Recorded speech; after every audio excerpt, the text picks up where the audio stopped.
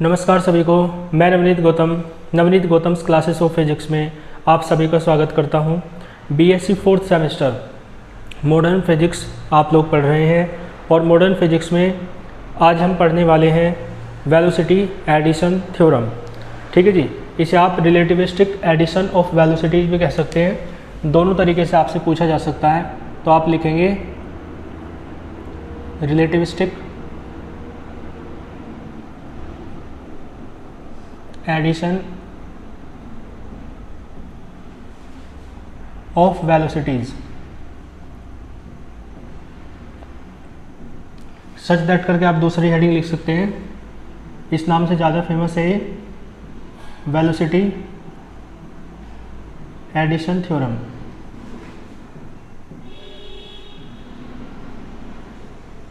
ठीक है जी,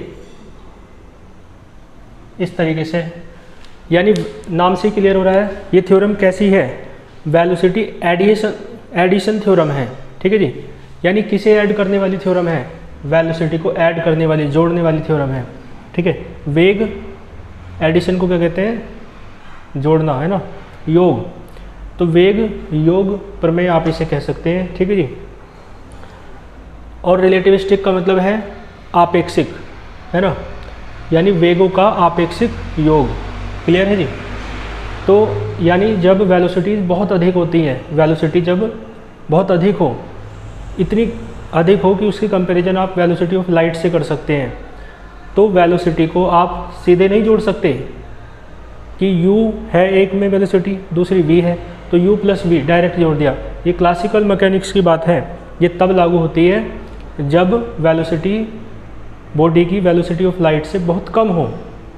ठीक है जी, तो वेलोसिटी ऑफ लाइट से यदि बॉडी की वेलोसिटी बहुत कम है तो आप सीधे जोड़ सकते हो, लेकिन यदि वेलोसिटी बॉडी की, है ना, एस फ्रेम में और एस डैश में, दोनों फ्रेम में इतनी अधिक है कि आप उसकी कंपैरिजन कर रहे हैं, मतलब कंपैरिजन करें यदि वेलोसिटी ऑफ लाइट से, तो लगभग उनके बराबर ही है, तो आप उन वेलोसिटी को डायरेक्ट नहीं जोड़ सकते, बल्कि आप इस थ्योरम की हेल्प से जोड़ेंगे। ठीक है, वेलोसिटी एडिशन थ्योरम, यानी जब रिलेटिविस्टिक बात हो, है ना, यानी वही बात आपको मान के चलनी है हर बार की तरह कि, है ना, दो फ्रेम ऑफ रेफरेंस बनाना चाहो बना सकते हो, एस और एस डैश। ठीक है जी, तो आप कह सकते हैं let us consider two frame of references, frames of reference plural ऐसे बनेगा, मेन वर्ड में ऐसे एस लगता है, तो let us consider two frames of reference. ठीक है जी, एस एंड एस डैश, माना कोई दो निर्देश तंत्र एस तथा एस डैश है। फिर आप क्या कहेंगे, आपको पता है एस डैश मोशन करता है v वेलोसिटी से s के रेस्पेक्ट में, ये तो मानते आ रहे हैं, तो let S dash is moving with velocity small v along plus x direction. ठीक है, और with respect to frame s। बात समझ में आई, यानी माना निर्देश तंत्र s डैश धन x दिशा में v वेग से s के सापेक्ष गति कर रहा है ना, निर्देश तंत्र s के सापेक्ष गति कर रहा है। बात समझ में आई आपको, वो कॉन्सेप्ट, है ना, मैं बार बार के डेरिवेशन में आप देखते हैं एक जैसा है। ठीक है, तो इसलिए मैं इसका डायग्राम बनाने की हालांकि कोई ज़रूरत भी नहीं है, तो मैं लैंग्वेज बोल रहा हूँ, उसे आप सुन के लिख लेंगे, बाकी PDF नोट्स में आप देख लेंगे अच्छे से। टेलीग्राम चैनल पर नोट्स मिलते हैं, टेलीग्राम चैनल यदि नहीं ज्वाइन किया है तो आप ज्वाइन कर सकते हैं, वीडियो के डिस्क्रिप्शन बॉक्स में लिंक है। ठीक है जी, तो मैंने बताया आपको, तो दो फ्रेम है, एक एस है और एक एस डैश है। ठीक है जी, थोड़ा सा देखो मैं बता भी दूँ, इन फ्रेम एस, फ्रेम एस में जो कोई बॉडी है ना, जो कितनी डिस्टेंस कवर कर रही है dx, कितने टाइम में, dt टाइम में, तो फ्रेम एस में जो उसकी वेलोसिटी होगी वेलोसिटी ऑफ बॉडी, वो है u बराबर, आप जानते हैं क्या होगा, dx अपॉन dt हो जाएगा। ठीक है जी, इधर आप देख सकते हैं, यदि आप फ्रेम एस डैश में बात करें, ठीक है, तो मान लो जो बॉडी है वो dx डिस्टेंस कवर कर रही है कितने टाइम में, dt डैश टाइम में, dx डैश डिस्टेंस कवर कर रही है, तो जो वेलोसिटी है उस बॉडी की किस फ्रेम में, frame of reference S dash में कितनी हो जाएगी, आप खुद बताएं, u डैश बराबर हो जाएगा dx dash upon dt dash. बात आई समझ में आपको? तो यही बात आपने पहले फ्रेम एस के लिए कर दी, फिर फ्रेम एस डैश के लिए कर दी। बात समझ में आई आपको? आप चाहो तो इन इक्वेशंस डाल सकते हो, इक्वेशन 1 और 2, क्योंकि इनकी आवश्यकता पड़ेगी ना। अब आप लोरेंज ट्रांसफॉर्मेशन इक्वेशन लगा लो, ठीक है जी। तो आप लिखेंगे फ्रॉम लोरेंज ट्रांसफॉर्मेशन इक्वेशन, ठीक है जी। लिखें आप फ्रॉम लोरेंज ट्रांसफॉर्मेशन इक्वेशन।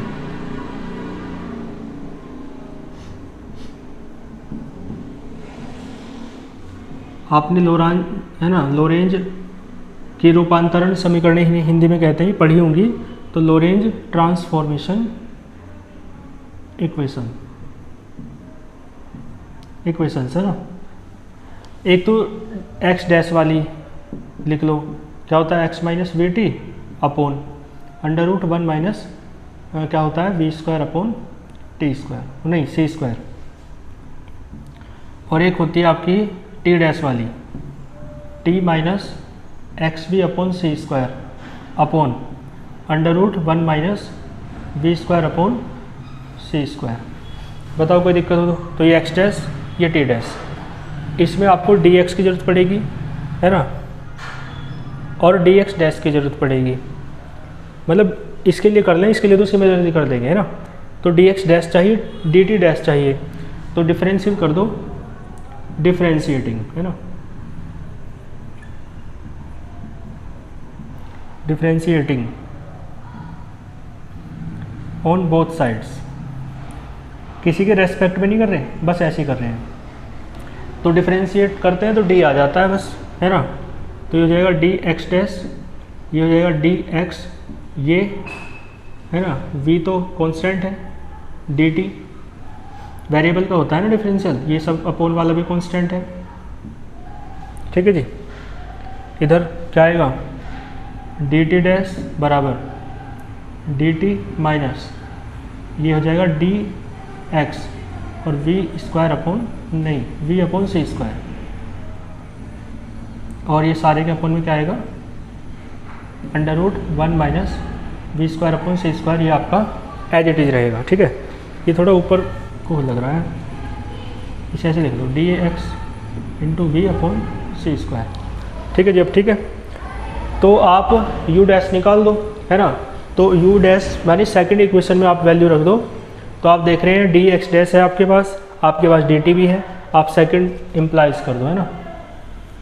तो सेकंड इम्प्लाइज करोगे तो यू डैश बराबर आ जाएगा आपका d x dash upon d t dash. Value रखो, यू डैश बराबर डी एक्स डैश कितना है, ये रहा d x minus v d t upon under root 1 minus v square upon सी स्क्वायर। इसके अपॉन में वैल्यू रखो डी टी डैश की, तो क्या है d t minus d x v upon सी स्क्वायर, और अपॉन के अपॉन वाला पहुँचेगा ऊपर, ठीक है जी। तो आप देखो ये दोनों एक दूसरे से कैंसिल हो जाएंगे, क्लियर है। तो यू डैश कितना बचा d x minus v d t upon d t minus d x v, है ना, वी अलग है और अपॉन में सी स्क्वायर। बात आई समझे। इसमें एक काम करो डी टी से डिवाइड कर दो ऊपर नीचे, है ना। तो डी टी से डिवाइड करने पे देखो क्या रिजल्ट मिलेगा, यू डैश बराबर d x upon d t minus v बचेगा, बस डी टी तो कैंसिल हो जाएगा, यहाँ 1 बचेगा, ये बचेगा D x upon d T और ये वी अपॉन सी स्क्वायर। आपको पता है D x upon d T U के बराबर है इक्वेशन फर्स्ट से, तो यू डैश बराबर क्या आया u minus v upon 1 minus u v upon सी स्क्वायर, ठीक है जी। तो ये आपकी इक्वेशन आ गई। ये वैल्यू कहाँ से रखी फ्रॉम फर्स्ट, ये इक्वेशन नंबर 3 मान लो। और इसी की तरह यू डैश निकाला ना आपने इतना सब कुछ करके, इसी सिमिलरली कर दो अब, है ना। यू निकाल दो सिमिलरली, नीचे का आपको दिख रहा होगा। तो सिमिलरली पहले निकाल के बताओ मुझे आप यू क्या हो जाएगा। तो सिमिलरली u बराबर क्या आएगा आपको पता है, u डैश की जगह u और u की जगह u डैश, और ये v की जगह माइनस v रखते हैं तो माइनस माइनस हो जाएगा प्लस, अपॉन में ये सारा v की जगह माइनस v रखते हैं बस तो प्लस हो जाएगा u v अपॉन सी स्क्वायर। ठीक है जी, इस तरीके से आपने u भी निकाल दिया और u डैश भी। ठीक है जी, तो u डैश भी हमने निकाल दिया है ना, और u भी हमने निकाल दिया, और वेलोसिटी का है ना ये एडिशन है। ठीक है जी, तो इस तरीके से वेलोसिटी को आप ऐड कर सकते हो। देखो ये है आपकी S dash frame of reference में वेलोसिटी, और ये है आपकी एस फ्रेम में वेलोसिटी। ठीक है, तो देखो रिलेटिव वेलोसिटी ऐड होके आई है ना, एस डैश फ्रेम में जो वेलोसिटी है बॉडी की उसमें, तो निकल जाती है वो वेलोसिटी जो फ्रेम एस में है। ठीक है, बॉडी की। तो ये डेरिवेशन तो पूरा होता है। अब इसके केसेस कर लेते हैं ना, तो लिखें आप केस नंबर फर्स्ट।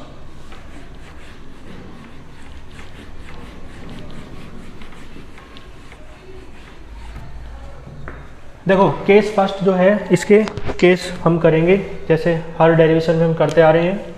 तो केस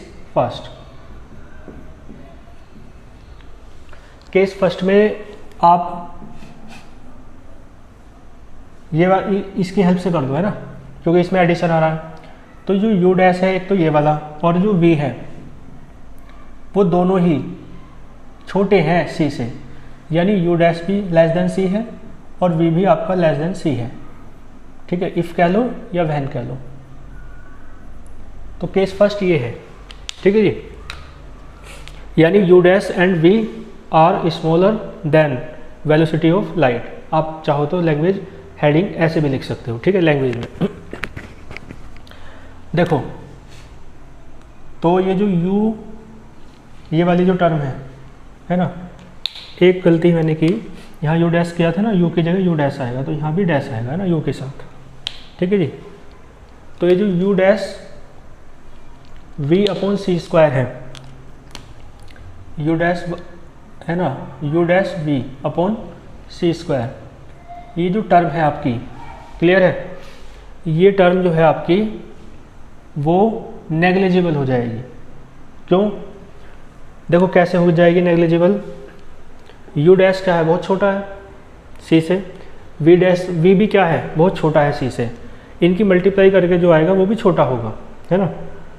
तो बहुत छोटी संख्या को बहुत भाग कर रहे हैं, डिवाइड कर रहे हैं बहुत बड़ी संख्या के वर्ग से, तो बहुत छोटी संख्या ही तो आएगी। ठीक है, तो फिर क्या आएगी, एक बहुत छोटी संख्या आएगी। क्लियर है? ठीक है जी, तो u डैश v मैंने बताया बहुत छोटी संख्या है और c स्क्वायर बहुत बड़ी संख्या है, तो जब डिवाइड करते हैं ना तो वो जो है वो लगभग 0 के बराबर हो जाता है, यानी नेग्लिजिबल। ठीक है, बहुत छोटी संख्या को बहुत बड़ी संख्या से भाग करेंगे तो लगभग 0 के बराबर आएगा। तो बताओ u बराबर क्या आएगा, u dash plus v upon 1 plus इसकी जगह क्या रख दो 0, तो आपका u बराबर आ जाएगा u डैश प्लस v। तो ये बिल्कुल सिंपली उसी तरीके से जुड़ गया जैसे आप क्लासिकल मैकेनिक्स में जोड़ देते थे, है ना, क्लासिकल फिजिक्स में जोड़ देते थे, उसी तरीके से, है ना।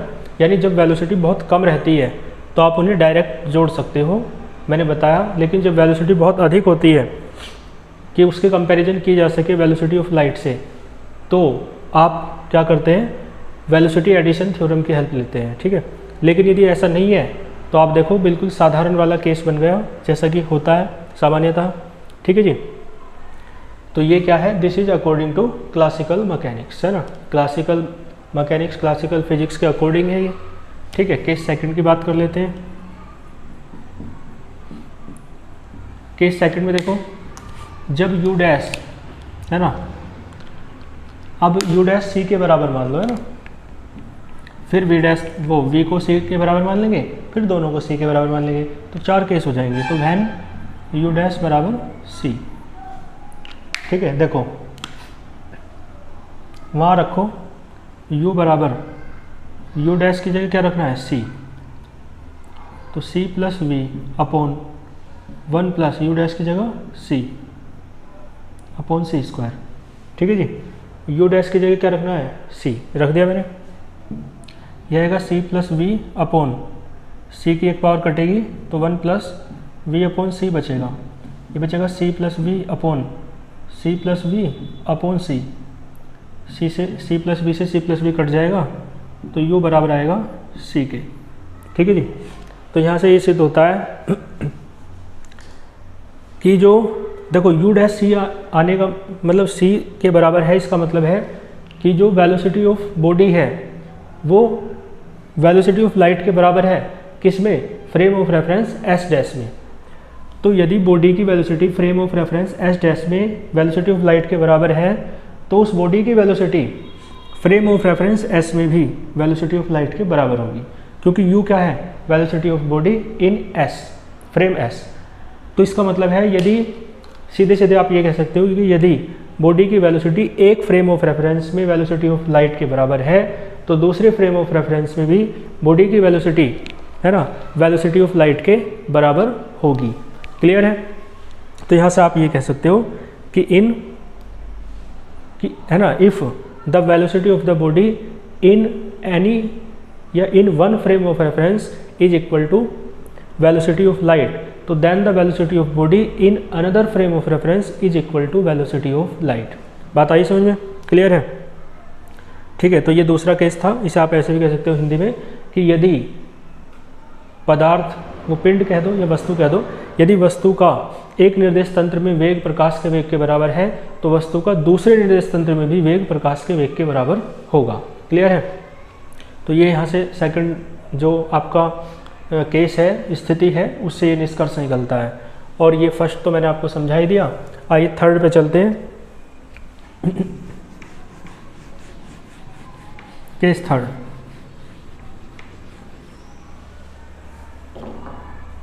देखो केस थर्ड में आप ऐसे कर लो,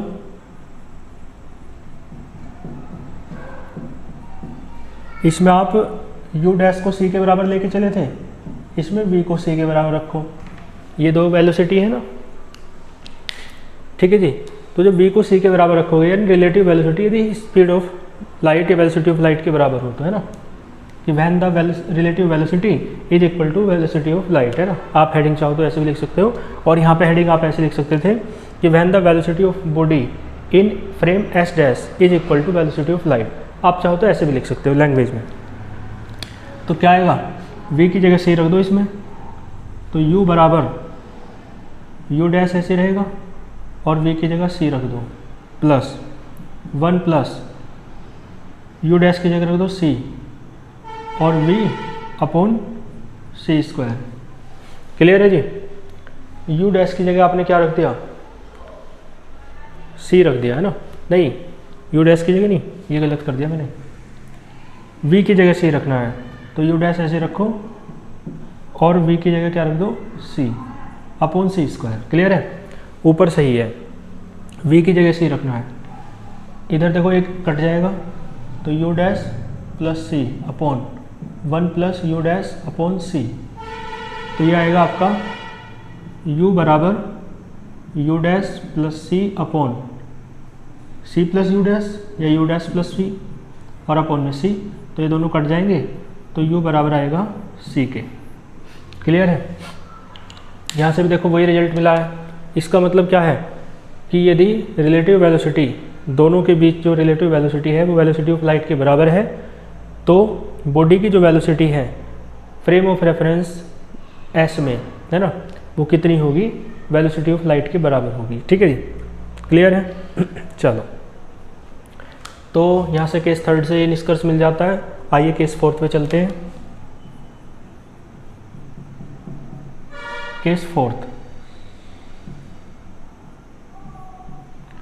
अब देखो, अब दोनों को c के बराबर मान लो, तो व्हेन जब u डैश भी c के बराबर और v भी आपका c के बराबर। ठीक है जी?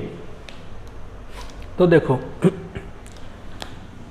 u बराबर u डैश की जगह रखो c, v की जगह भी c 1 प्लस इसकी जगह भी सी, इसकी जगह भी सी और अपॉन में सी स्क्वायर, तो ये तो कट गया, तो बचेगा सी प्लस सी, सी प्लस सी 2c कर दूँ और अपॉन 1 प्लस 1 2, तो u बराबर क्या आया, c तो आएगा, 2 से 2 कट गया। समझ गए? देखो यहाँ से एक निष्कर्ष निकलता है कि वेलोसिटी c प्लस सी हमने करके देखा है ना, दोनों वेलोसिटी को ऐड किया, यानी वेलोसिटी ऑफ लाइट और वेलोसिटी ऑफ लाइट को भी ऐड करें तो भी डबल नहीं होता, तो भी क्या आता है, वेलोसिटी ऑफ लाइट। यानी इससे ये भी सिद्ध होता है कि संसार में, इस सृष्टि में, है ना, इस नेचर में वेलोसिटी ऑफ लाइट से अधिक वेलोसिटी किसी भी बॉडी की नहीं हो सकती।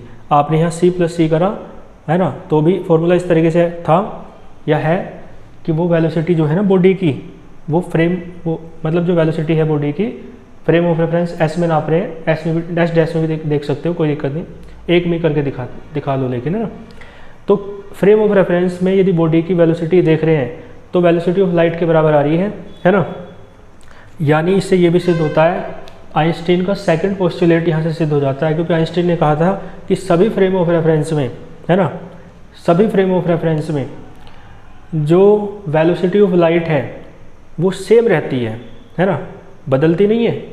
सभी फ्रेम ऑफ रेफरेंस में वेलोसिटी ऑफ लाइट क्या रहती है, सेम। तो आप खुद बताओ, बॉडी की वेलोसिटी u डैश बराबर c है, यानी बॉडी की वेलोसिटी s डैश में भी c है, वेलोसिटी ऑफ लाइट के बराबर है, और s डैश में c के बराबर लेके चले तो s में भी c के बराबर आ गई, यानी u बराबर भी c आ गया। इसका मतलब है वेलोसिटी ऑफ लाइट, मतलब वेलोसिटी ऑफ बॉडी जो है, जिसे आप वेलोसिटी ऑफ लाइट ही कह सकते हो क्योंकि बराबर ले रहे हो, वो s डैश फ्रेम में भी और s फ्रेम में भी कैसी है, सेम। तो यहाँ से सेकंड पोस्टुलेट आइंस्टीन का प्रूफ हो जाता है। तो यानी ये वेलोसिटी एडिशन थ्योरम का ये जो केस है, ये डायरेक्ट रिलेशन रखता है किसके साथ, आइंस्टीन्स थ्योरी ऑफ रिलेटिविटी, है ना। वो भी थ्योरी ऑफ रिलेटिविटी भी कौन सी, स्पेसिफिक थ्योरी ऑफ रिलेटिविटी, है ना, हाँ, स्पेशल थ्योरी ऑफ रिलेटिविटी, उसका सेकंड पोस्टुलेट से इसका डायरेक्ट रिलेशन है। ठीक है जी, क्लियर है? तो ये आपका चारों केस सहित डेरिवेशन कंप्लीट होता है। ठीक है जी, इसे आप बहुत अच्छे से कर लेंगे। मिलते हैं फिर नेक्स्ट लेक्चर में नेक्स्ट टॉपिक के साथ। और एक सूचना, बेसिक इलेक्ट्रॉनिक्स आपकी पेड बैच में चल रही है, आप लोग कमेंट करते हैं, मैसेज करते हैं, तो पेड बैच में, है ना, जारी है। आप लोग यदि ज्वाइन होना चाहते हैं तो नंबर है आपका 8755982014। इस नंबर पर आप टेलीग्राम पर या व्हाट्सएप पर कांटेक्ट कर सकते हैं। ठीक है जी, मिलते हैं फिर नेक्स्ट लेक्चर में, तब तक के लिए ऑल द वेरी बेस्ट।